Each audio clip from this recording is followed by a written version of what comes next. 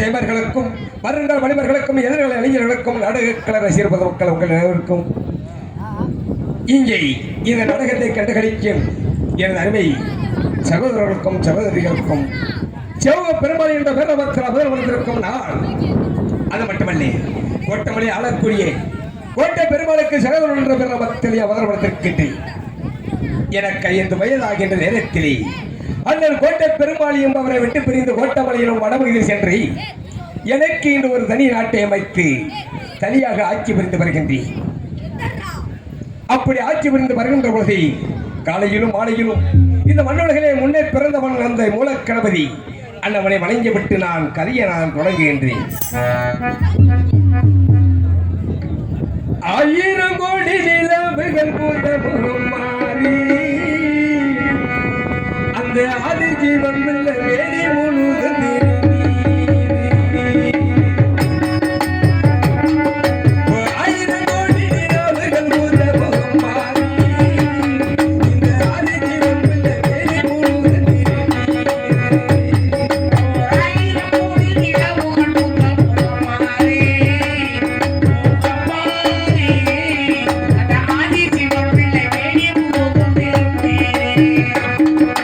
யானை முகம் கொண்ட விளையா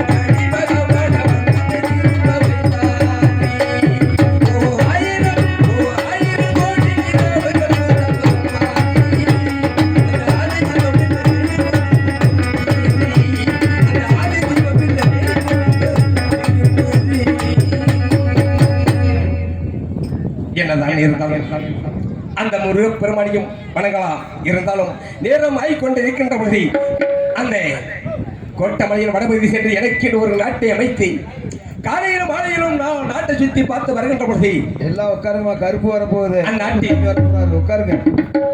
வாழ்ந்து வரும் பெரியவர்களும் தாய்மார்களும் என்ன செய்தார்கள்? ஆஹா, நமது நாட்டுக்கு ஒரு அரசனாக வாழ்ந்து வருகிறான். காலையிலும் மாலையிலும் ஒரு மண்ணுலகை கட்டி காத்து அரசாட்சி செய்து வருகிறான். அந்த மனைக்கு ஒரு பெண்ணை பார்க்க வேண்டும், திருமணம் அடைந்து கண்ணழகு பார்க்க வேண்டும் என்று எண்ணினார்கள். இருந்தாலும் எனக்கு என்று ஒரு பெண்மணியை நான் தேர்ந்தெடுத்து அந்தவளை மீது ஆசை வைத்து அந்தவளை ஆசை வைத்து அந்தவளை எப்படியெல்லாம் மனமடிக்க வேண்டும் என்று எண்ணினி. என்னதான் இருந்தாலும் என் ஆசை காதலியாகப்பட்டவள் இந்த மண்ணுலகிலே வருவானா வர மாட்டாளா என்ற ஏக்கத்திலே அந்தவளை காதலித்து எந்த வழியாக என்றால் வாராதிருப்பாளோ அந்த வண்ண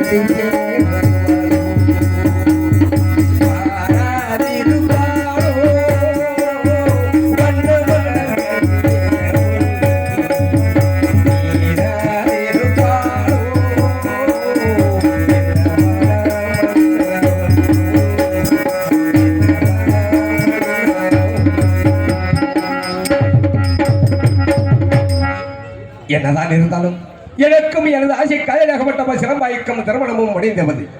எங்க இருவருக்கும் திருமணம் அடைந்து 10 ஆண்டுகளாக ஆகிவிட்டது. 16 செலவு செலவுக்குரிய செலவுகளை அந்த ஆண்டவன் எங்க இருவருக்கும் 15 செலவுகளை தான் கொடுத்தான். 16வது செலவு சொல்லக்கூடிய குழந்தை செலவு மட்டும் கொடுக்கவில்லை. ஏன்? அப்பொழுதுதான் எங்க திருவிழா இந்த உலகத்தில் ஆரம்பிக்க முடியும் என்பதற்காக எங்க இருவருக்கும் குழந்தை செல்வம் கொடுக்கவில்லை. அந்த குழந்தை இயக்கமானப்பட்டது. என் ஆசை மனைவி சிறப்பாய்க்கு இறந்து கொண்டே இருந்தது. காலையில் ஒரு முறை மாலையில் ஒரு முறை நாட்டை சுற்றி நான் வீட்டுக்கு வருகின்ற பொழுது என் ஆசை மனைவியாகப்பட்டவ சிலம்பாய் என்ன செய்வாள்? சுவாமி வாருங்கள் வாருங்கள் என்று என்னை வரவேற்பாள். ஆமா, அன்றொரு நாள் நான் வீட்டுக்கு வருகின்ற பொழுது என் மனைவியாகப்பட்டவள் கண்களையும் கொண்டு வீட்டில் அமர்ந்திருந்தாள். கண்ணீசரம்பா எதற்காக கண்களையும் கொண்டிருக்கின்றாய் என்று கேட்டேன். சுவாமி, காலையிலும் மாலையிலும் நாட்டை சுற்றி பார்ப்பதற்காக வெளியில் சென்று விட்டீர்கள். அந்த கஷ்டங்களை போய்ச்சி விடுகிறீர்கள்.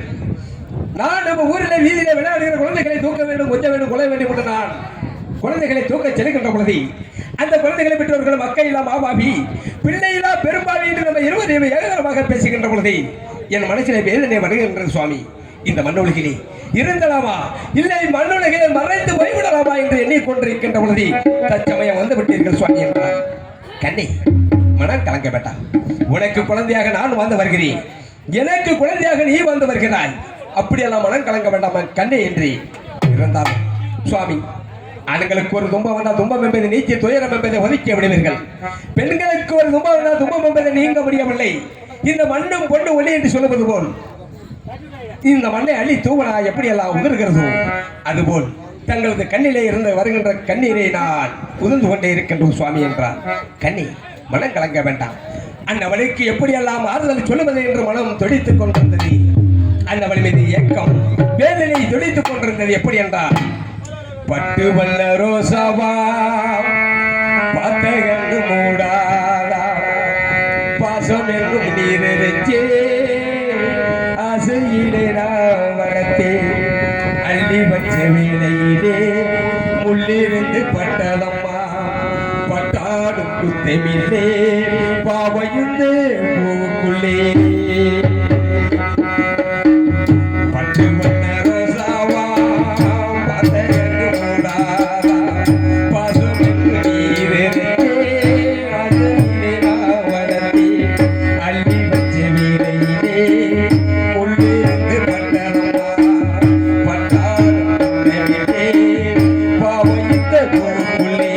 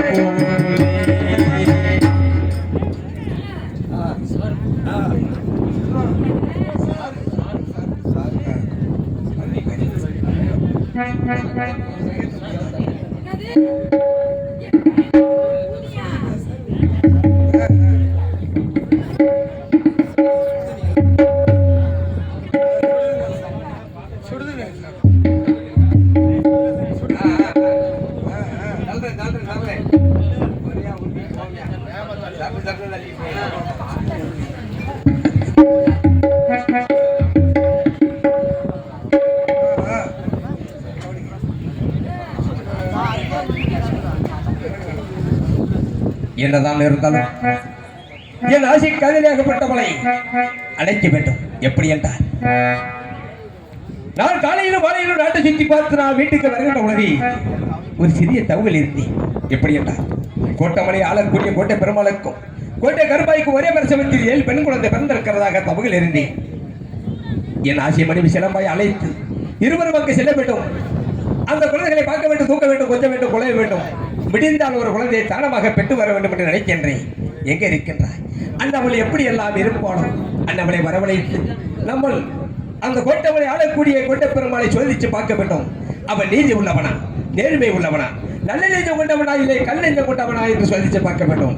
எங்க இருக்கின்றாய் கண்ணே சிலம்பாய்? எப்படி எல்லாம் வருவாய் தெரியுமா? ஓடோடி வர வேண்டும் கண்ணே.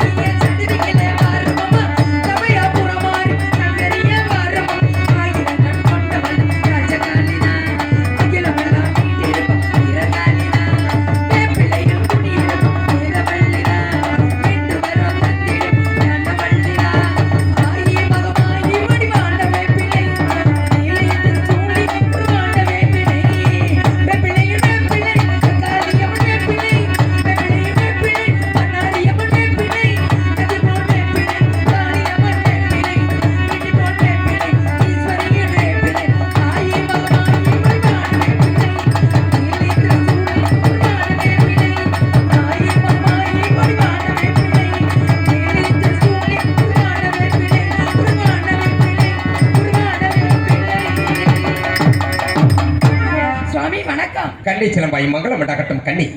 இந்த மன்னர்களை முதலாக பார்க்கின்ற பொழுது எப்படி எல்லாம் இருந்தா தெரியுமா? மிகவும் அழகாக இருந்தாய்.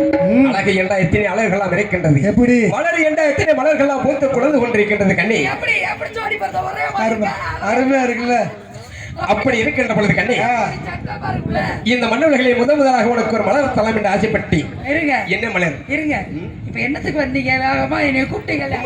எதுக்கு வந்தீங்க? எதற்காக? என்ன காரணத்துக்கு வந்தீங்க? என்ன காரணத்துக்காக? இல்லங்க, அதைத்தான் சொல்ல போகின்றேன். இப்படித்தான் ஆசையா கூப்பிடுவாரு. அப்புறம் கண்ணே சிலம்பாயி உன்னை வச்சுதான் எல்லாம் உன போறேன் பாரு. அப்புறம் ஒண்ணுமே இருக்காது. எதற்காக உன்னை வரவழைத்தேன் தெரியுமா? உன்னை சந்தோஷப்படுத்த வேண்டும். தாங்கள் ஆசைப்பட்டது போல் ஒரு இடத்துக்கு செல்ல வேண்டும் என்பதற்காக உன்னை என்ன வரவழை ஆசைப்பட்டேன் எப்படி என்றால் அந்த என்ன குழந்தை ஆசைப்பட்டது என்ன என்ன ஆசைப்பட்டது ஆ, மண்ணுலகிலே வாழக்கூடியவர்கள் எல்லோருமே ஆ. ஒரு ஆசை வரும் என்ன ஆசை என்றால் எத்தனை ஆசைகள் இருந்தாலும் தன்னுடைய மடியில போட்டு கொஞ்சுவதற்கு ஒரு குழந்தை ஆசை வேணும் என்று எனக்கு கேட்பார் ஒரு சின்ன சந்தேகம் என்ன எனக்கு குழந்தை ஆசை இருக்கு சரி உங்களுக்கு அந்த ஆசை இருக்குல்ல உண்மைதான் ஆ, இருந்தாலும். சரி, இப்ப நீங்க உங்களுக்கு என்ன பேரு என் பெயர் செல்வ பெருமாள் சேவ பெருமாள்ங்கிறது நம்ம வச்சுக்கிட்டது ஆமா. மனித பிறவியில உங்களுக்கு உண்மையான பேர் என்ன என்னுடைய உண்மையான பேரு செல்வராசு ஆ? ஆமா என்னுடைய சொந்த பேரு உண்மையான பேர் இல்ல கதை முறைப்படி உங்களுக்கு ஒரு பேர் இருக்கும்ல அது என்ன பேர் ஆ? மாயக்கண்ணா ஆமா மாயம் பெருமாள் அழகர் மலையாள இருந்ததுக்கு அழகர் பெருமாள் உண்மைதான் நீங்க பெருமாள் நான் யாரு நீ சிலம்பாய்ங்கிறது என்னுடைய சிலம்பாய் ஆகப்பட்டது நம்ம சாதாரண மாநில பிறவியா இருக்கிறதுக்கு மகாலட்சுமி ஆகப்பட்டவள் என்னுடைய மனைவியாக சரி மகாலட்சுமி உண்மை. இப்ப நீங்க எங்க இருக்கீங்க நான் அழகர் மலையிலே மலையில இருக்கீங்க நான் எங்க இருக்கேன் மண்ணுலகிலே கீழே இருக்கீங்க கீழே. அடிவாரத்துல உண்மை நான் கீழே இருக்கேன் நீங்க மேல இருக்கீங்க விறுவிறுன்னு குடுகுடுன்னு இறங்கி வந்தீங்கல்ல ஆமா ஆ? குடுகுடுன்னு இறங்கி வந்தார்ல வந்தவரு செலபாயி செலபாய் அழகா மகாலட்சுமின்னு ஒரு பேர் இருக்குல்ல உண்மை. அத முதல்ல சொல்லி பேரை சொல்லி கூப்பிடுறதுல அந்த செலபாயி நம்ம போனோம் நம்ம ஜோதிக்கணும் கண்டி அப்படிங்கிறாரு நான் உண்மையாவே சொல்லிவிட்டேன் ஏன்னா நான் நீ சொன்னது மாதிரியே நத்த மருகாமையில ஒரு 4 கிலோமீட்டர் என்னுடைய மலையில தான் நான் வந்துட்டு இருக்கேன் ஆ. ஏன்னா நீங்க உட்கார்ந்துருங்க நின்னுகிட்டு இருங்க அழகர் மலை பக்கத்துல அதையெல்லாம் நான் சொல்ல விரும்பல இருந்தாலும் உனக்கு- இப்ப நீ மலையை விட்டு கீழே இறங்குனீங்களா ஆமா. என்ன காதல் கொள்ள இறங்குனீங்களா இல்ல ஒரு 10 சோடிக்க இறங்குனீங்களா ஒரு பக்தனை சோதிக்க வேண்டும்னா நம்ம எப்படி போக வேண்டும் ஆறு வேடம் அடைந்து போக வேண்டும் அடிச்சுங்க கொண்டாடு உண்மையாவா அடிச்சீங்கன்னா நீங்க கொண்டாடு ஆசையே கூடாது என்ன ஒரு சோதிக்கிறதுக்கு மட்டும் நீங்க குடுக்குன்னு இறங்குனீங்க உண்மை. அப்புறம் என்னத்துக்கு என்ன பொண்டாட்டியா 10 வருஷம் கட்டி இருக்கீங்கன்னு நினைக்கிறேன் இல்ல நானும் தெரியாம நிறைய மண்ணுலகிலே ஒரு மனிதனை சோதிக்க வேண்டும்னா எப்படி எல்லாம் மாறு வேடம் அடைந்து போக வேண்டும்டா அதெல்லாம் நான் ஒத்துக்க மாட்டேன் 10 வருஷம் கழிச்சு கீழே இறங்குனீங்கல்ல பொம்பளை யாரையாவது சோதிக்கணும்னா விரும்புறீங்க ஏன்னா மத்ததுக்கு இறங்க மாட்டேங்கிறாங்க ஒரு பொண்டாட்டி ஆசைப்பட்டு இறங்கலாம்ல எப்படி இறங்காம போச்சு என் மேல காதல் பண்ணாம நீங்க அங்க அழகர் மலை சோதிக்க போறீங்க போனீங்க கொண்டாங்க வேற அது எப்படி என்னைய காதலிக்காம நீங்க போறீங்க உங்களை நாங்க விட்டுருவோம் எப்படி விடுவோம் நாங்க பாக்குறோம் மலர் கொடுத்து கை உழுங்க வலையலிட்டே மலர் கொடுத்து கை உழுங்க வலையலிட்டே மங்கே எந்த ராசாத்தையே நாடி ஸ்டாப் சத்தியமா நான் மாசமா இல்ல 10 வருஷமா புள்ள இல்லாம இருக்கேன் உண்மையாவா? நான் ஒத்துக்க முடியுமாங்க இந்த பாட்டு வேணாம் காதல் பாட்டு பாடுங்க காதல் வெண்ணிலா கையில் சேருமா சொல்லு பூங்காதே பதில் சொல்லு பூங்காதே இதையும் நான் ஒத்துக்க மாட்டேன் என்னன்னா நம்ம என்ன சோகமாவா இருக்கும் காதல் வெற்றி அடிச்சு கல்யாணம் பண்ணிருக்கோங்க ரோசா பூ சின்ன ரோசா பூ உன் பேரே சொல்லும் ரோசா பூ ராத்திரியில் ஆடும் கனியாய் என் பாட்டு மட்டும் துணையாய் ரோசா பூ சின்ன ரோசா பூ உன் பேரே சொல்லும் ரோசா பூ ராத்திரியில் ஆடும் கனியாய் என் பாட்டு மட்டும் துணையாய்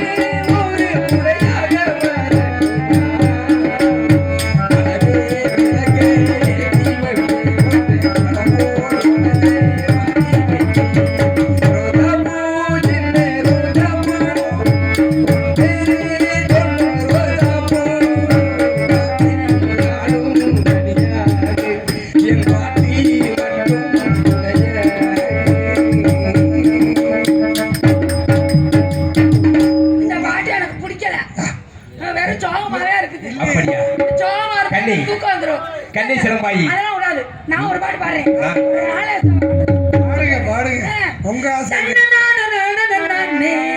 நானே நானே தானே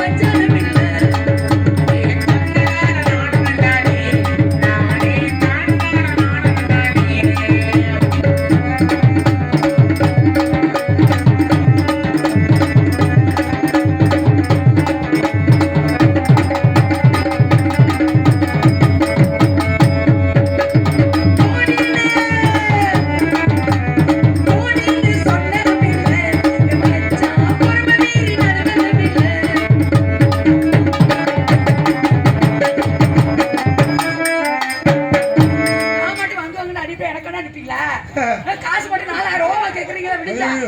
ஆடுங்க. தண்ணி போட்டு வந்தது பிள்ளை ஆறுமாற நடந்தது பிள்ளை தாங்கிடுவார் எங்கிடுவார் தாங்கிடுவார் எங்கிடுவார் தஞ்சமேனு கூப்பிடு கோபக்கார மச்சான் பிள்ளை கொடுமதையும் மச்சான் பிள்ளை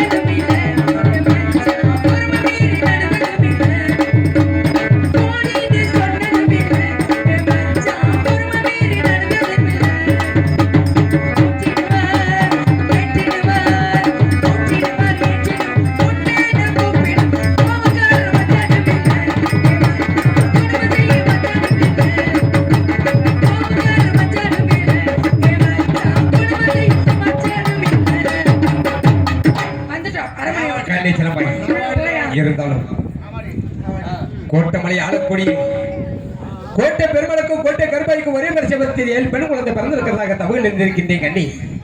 அதற்காக தங்களை அழைத்து இருவரும் அங்கே செல்ல வேண்டும்.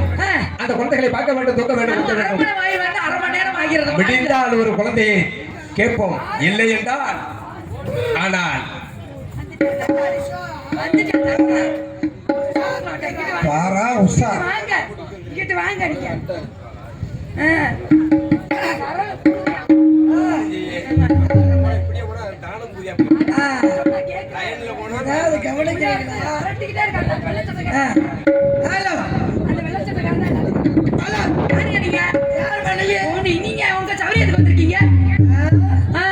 என்னமோ சொன்னாங்களா நீங்க இருந்த வெள்ளத்தை தள்ளிச்சா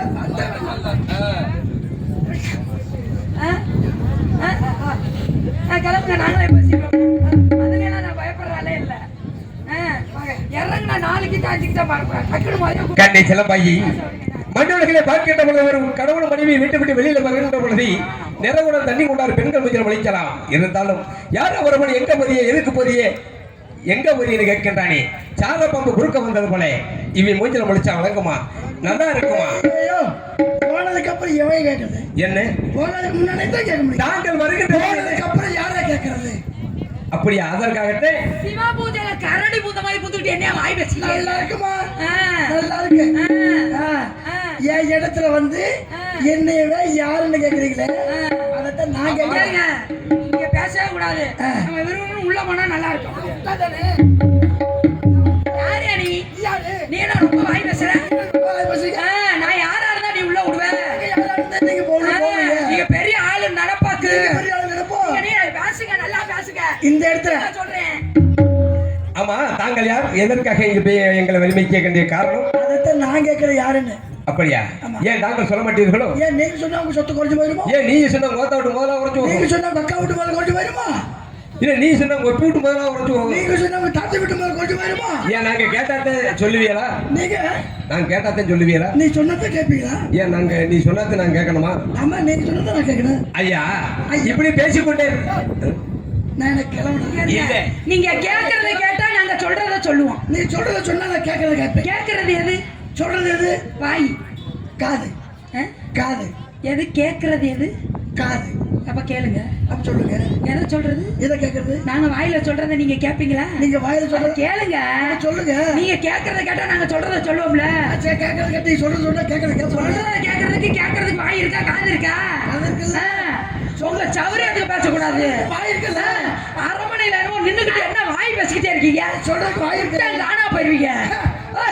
நான் விட்ட எங்க ஒரு பெரிய ஆளு நடப்பாக்கு. பெரிய ஆளு நடப்பா. அரமனை நுழைவாள்ல நின்னா நீங்க பெரிய ஆளா? நீங்க விட்ட காணா போறீங்க. பார்த்து சூதானமா நின்னுங்க. சாமம் காணா போயிடும். ஆமா உங்க சாமம் தாங்கள் என்னை மதித்து கேட்க வேண்டிய காரணம் என்ன? நீங்க யார்? இந்த அரமனைக்கு என்ன? இந்த இடத்துக்கு வந்தீங்கல்ல? ஆமா நீங்க யாரு? எங்க இருந்து வர்றீங்க? பேர் என்ன? ஊர் என்ன? விலாசம் என்ன? அப்படியா? ஆமா. நீங்க சொல்ல மாட்டீங்களா?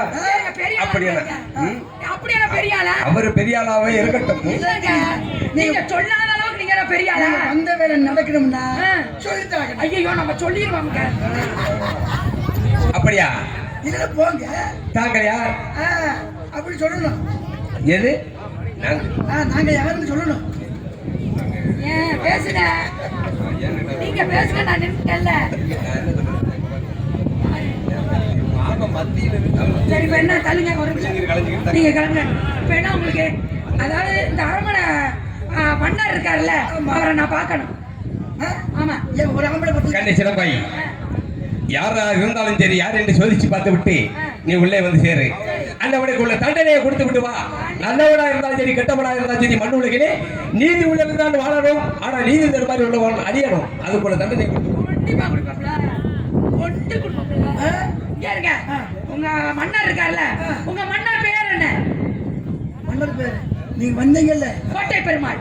நீங்க வந்தீங்கல்ல, உங்க வந்த பேர் என்ன? சுவாமி பேரை நான் சொல்லக்கூடாது ஐயா. ஏங்க ஐயா சொல்லக்கூடாது? இருந்தாலும் சொல்றேன்.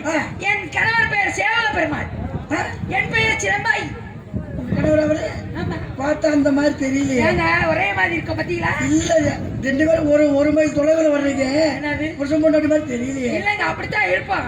நாங்க எளிய பூனை மாதிரி தான் இருப்போம். ஆனா எங்க விட்டு கொடுக்கணுமோ அங்க விட்டு கொடுப்போம். ஆமா, விட்டுதான் பரவாயில்லையே. வீட்டுல விளையாட்டுக்குது விடாம தான் இருக்கிறாரு.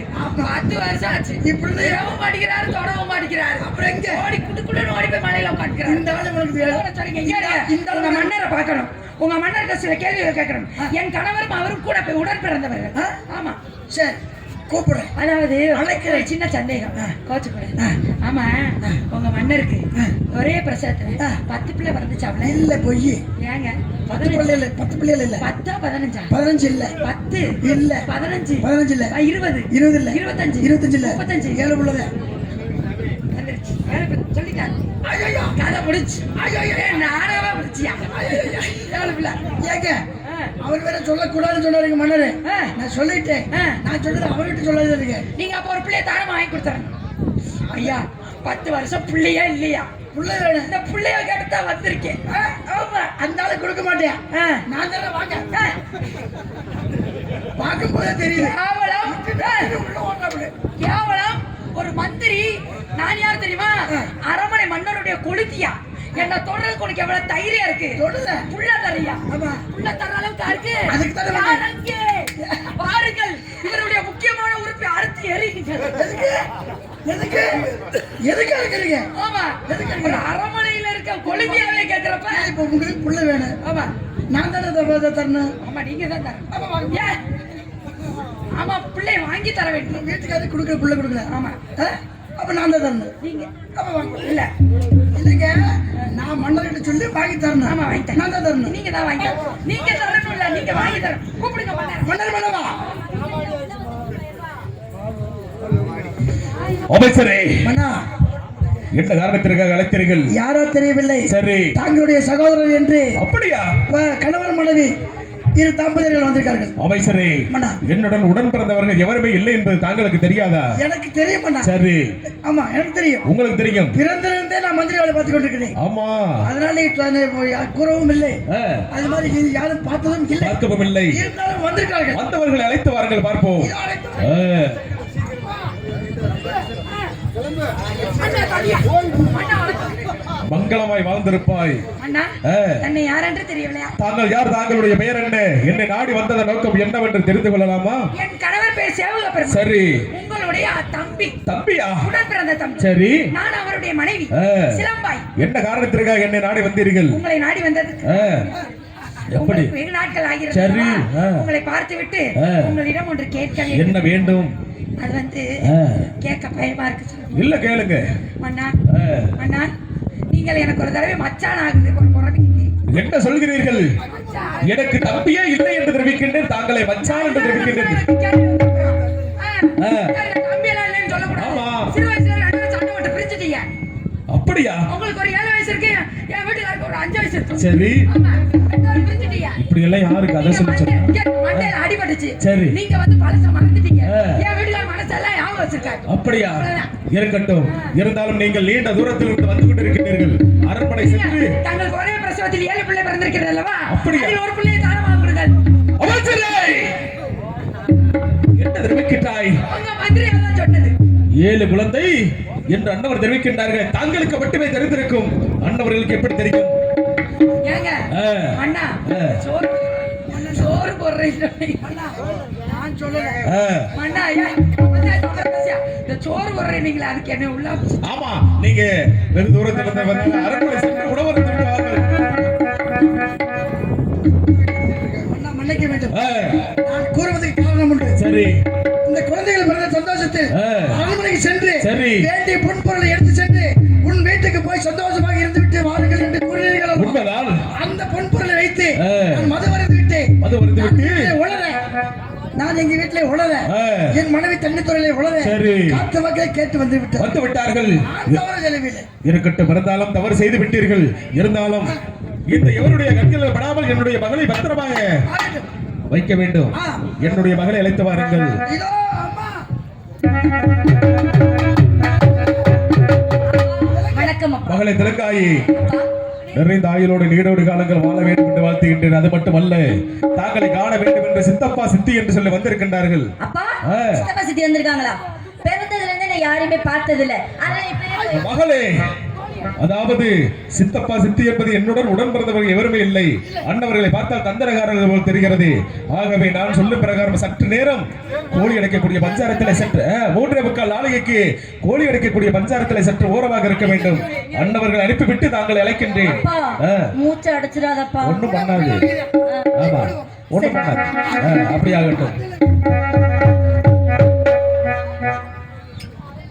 அம்மா வாகனம் போட்டு அறுக்காம போங்க. டைம் போச்சு.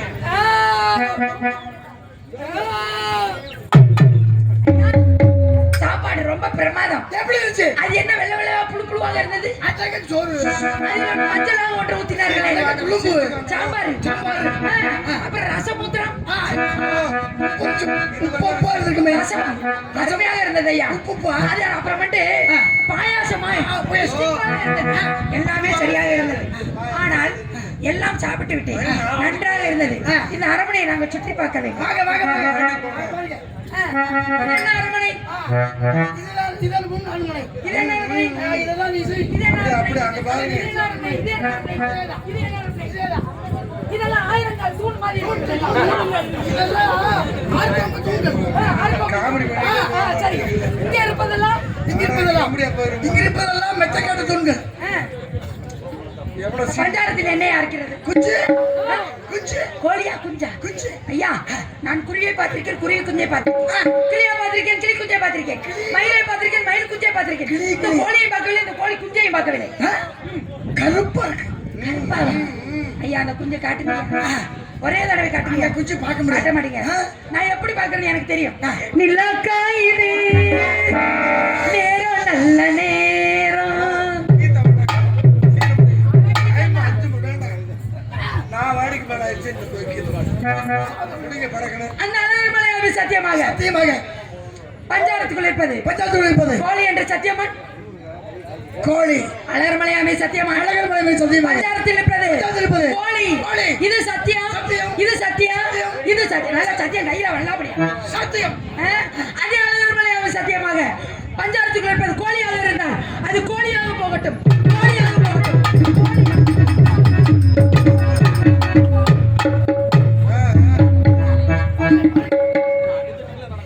என்ன பண்றது இது ஆபீசரே, 9 மணிக்கு ஆரம்பிச்சு 10 மணிக்கு நம்மளே வந்தோம் ஓடுறீங்க அமைச்சரே, வந்தவர்கள் சென்று விட்டார்களா? சென்று விட்டார்கள். என்னுடைய மகளை அழைத்து வாருங்கள். இதோ அழைத்து வருகிறேன்.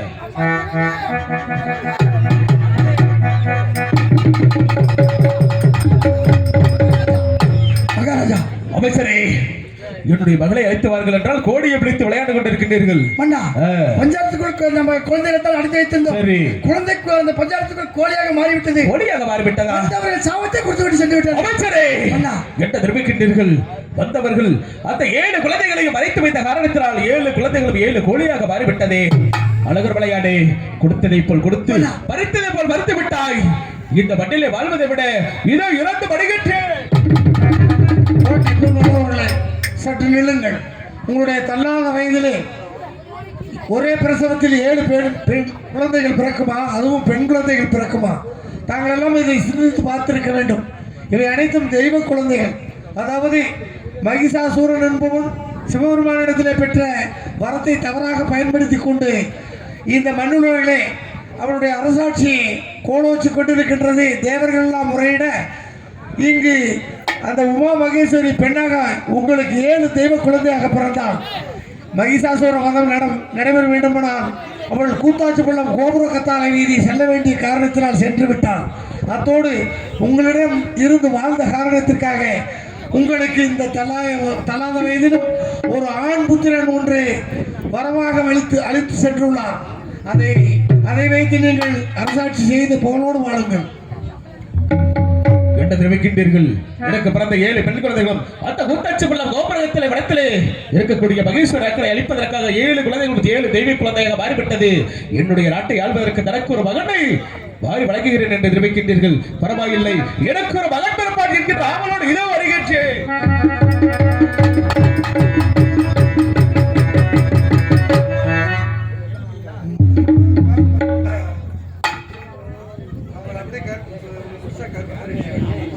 அப்பா மந்திரி, சற்று நேரம் மட்டும் இந்த பஞ்சார குடையில அடைஞ்சிருமான்னு சொன்னீங்களே மந்திரி.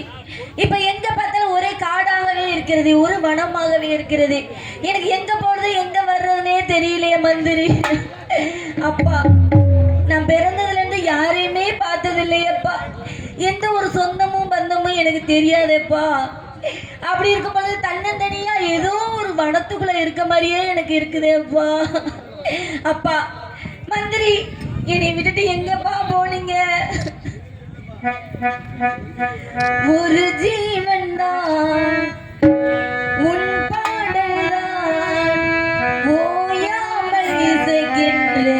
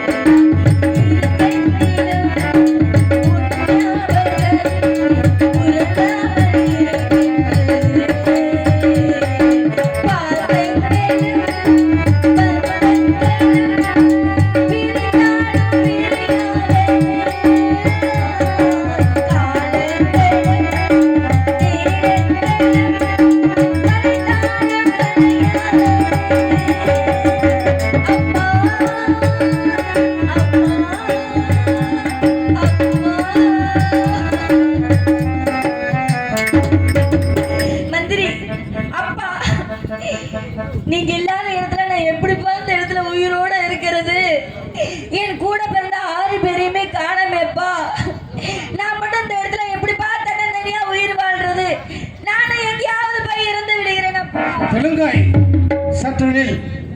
அதாவது இந்த உலகம் ஒரு நாள் நீரால் அழிய ஓம் என்ற பிரணவம் தோன்ற அந்த பிரணவத்திலே வந்துதித்த முதல் கடவுளான உமா மகேஸ்வரி ஆகிய தாங்கள் துணையாக படைக்க வேண்டும் என்ற நோக்கத்தோடு முதல் படைப்பாக படைக்கும் பொழுது தாயே என்று கணபதி வர, மீண்டும் படைத்தாய் தங்கே என்று கிருஷ்ண பகவான் வந்தார், மீண்டும் படைத்தாய் பெண்ணை என்று சிவபெருமான் வந்தார்.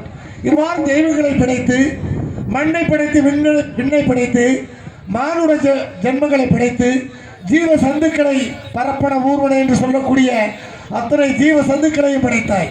அத்தோடு நில்லாது கிரேதா திரேதா துமாபரி கலியுகம் என்று சொல்லக்கூடிய 4 யுகங்களாக பிரிக்கப்பட்டு இறுதியான கலியுகம் என்று சொல்லக்கூடிய அந்த இறுதி யுகத்திலே மனிதன் பூலோகத்திலே மண்ணுக்காகவும் பெண்ணுக்காகவும் வாழ்ந்து கொண்டிருக்கின்றான்.